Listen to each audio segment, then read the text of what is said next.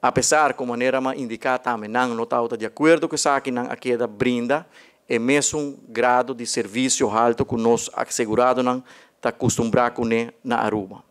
Seguro, a pergunta lo guardo assim, como nós também seguimos ao que nós estamos dando back é 5,5% aqui. Que é o seguinte step para a AZV, para o Ministério de Saúde, de caso aqui para tocar por manejar e gasto e manter um bom controle. Nós temos que que no luna de janeiro de 2023 nós reunimos com o voorzitter novo de CAFT, a senhora Ongering, e ela mostra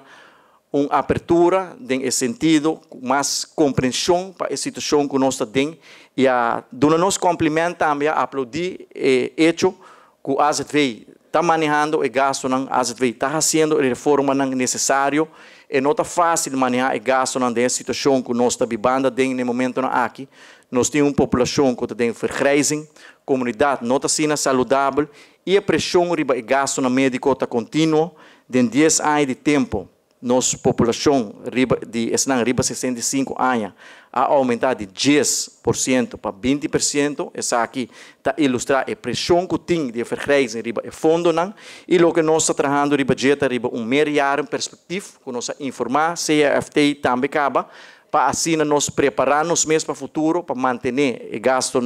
manejável, manter a AZV sustentável e por garantizar o paquete de seguro que nós está brindando na nosso assegurado.